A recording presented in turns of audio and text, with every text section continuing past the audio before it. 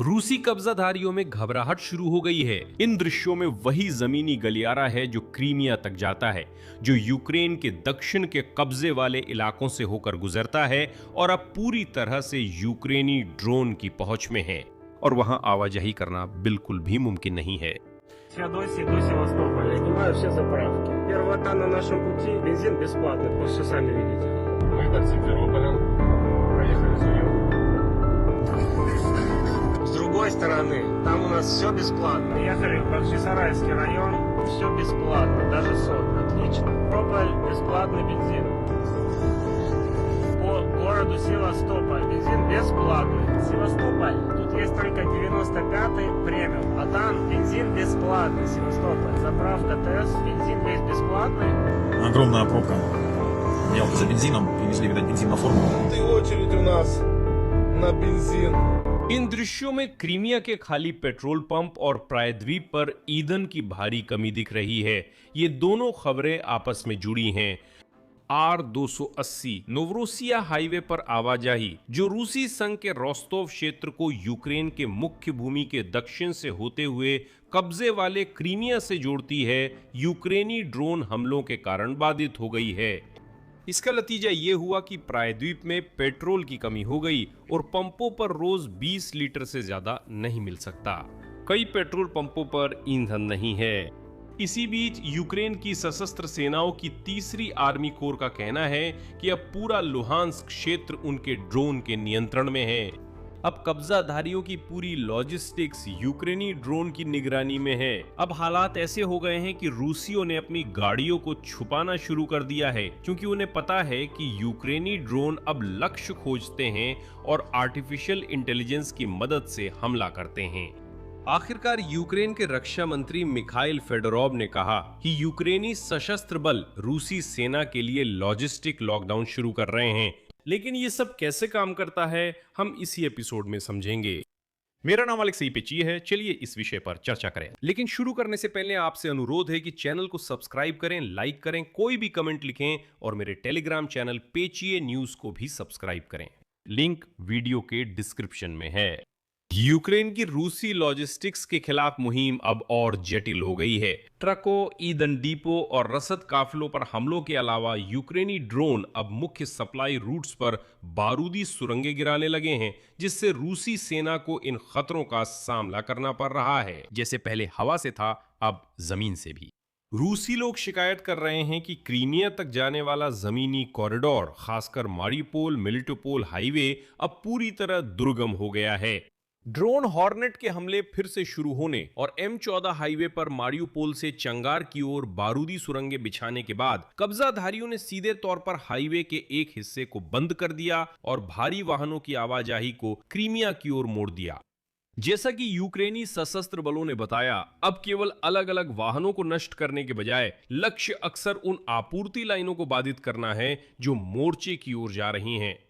लेकिन जब हाल के दिनों में सभी लोग मारियोपोल के पास वाली हाईवे की ही बात कर रहे थे, तब पता चला कि ठीक ऐसी ही लॉजिस्टिक नाकेबंदी नोवोरोसिया नामक हाईवे पर भी हो गई है, जो खेरसोन जापोरिजिया सीमा के पास है।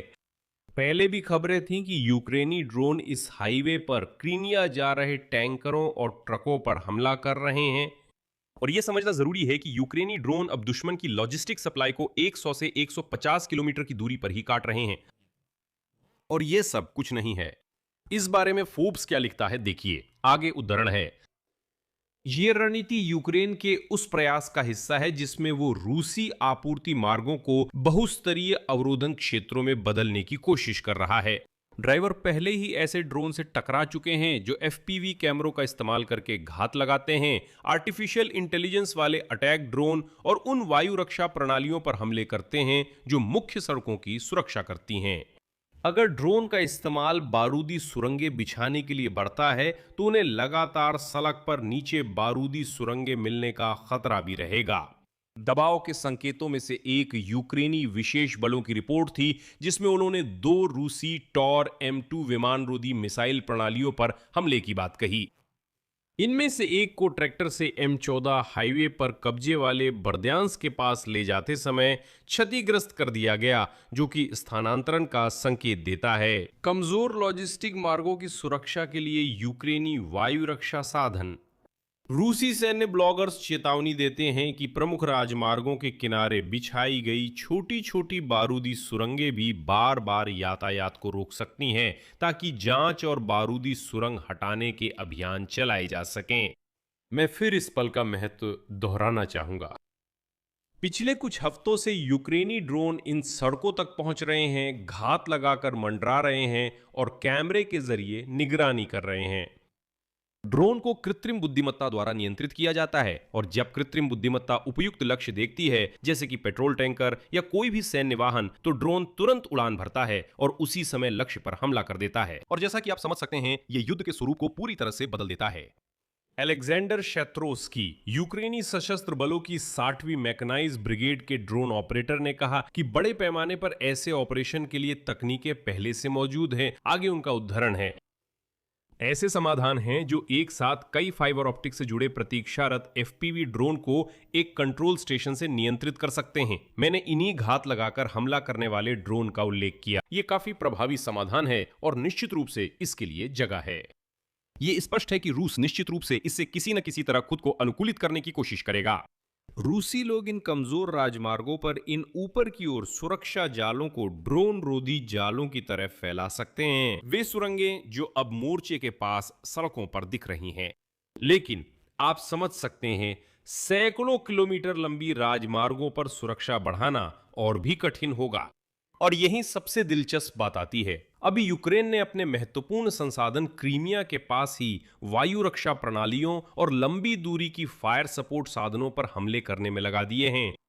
इन प्रणालियों को दबाने के बाद वे अधिक महत्वपूर्ण लक्ष्य जिन्हें ये सुरक्षा देती थीं, जैसे कि वायुसेना अड्डे और प्रक्षेपण स्थल, अब ज्यादा असुरक्षित हो जाते हैं।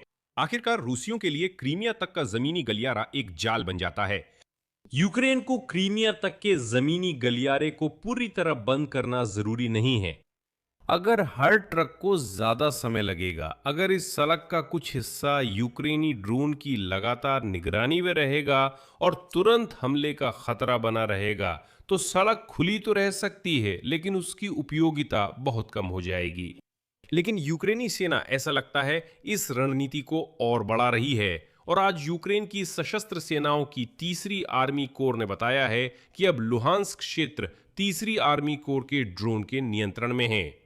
खासतौर पर बात खुद लुहांस्क, साथ ही स्टारोबेल्स्क, अल्चेव्स्क, ब्रयांका और कादियेवका की हो रही है।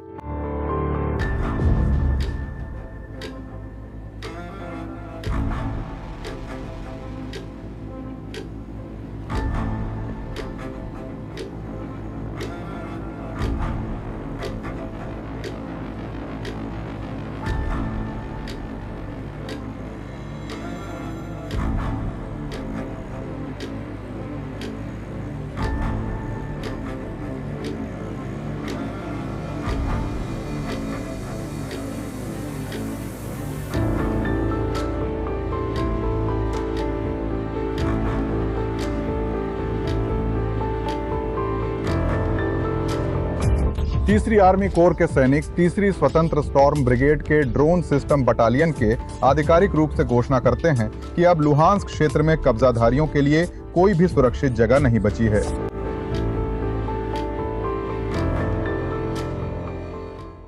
कुल मिलाकर मैं यहां पर विराम लगाता हूं। अपनी राय और निष्कर्ष इस एपिसोड के नीचे कमेंट में लिखें, चैनल को सब्सक्राइब करें, बेल आइकन दबाएं और लाइक करना ना भूलें। अगर आप इस YouTube चैनल के काम को सपोर्ट करना चाहते हैं तो कैसे करना है, सारी लिंक और डिटेल्स इस वीडियो के डिस्क्रिप्शन में है। मैं आभारी रहूंगा। यही सब है। अपना ख्याल रखें। सबको अलविदा।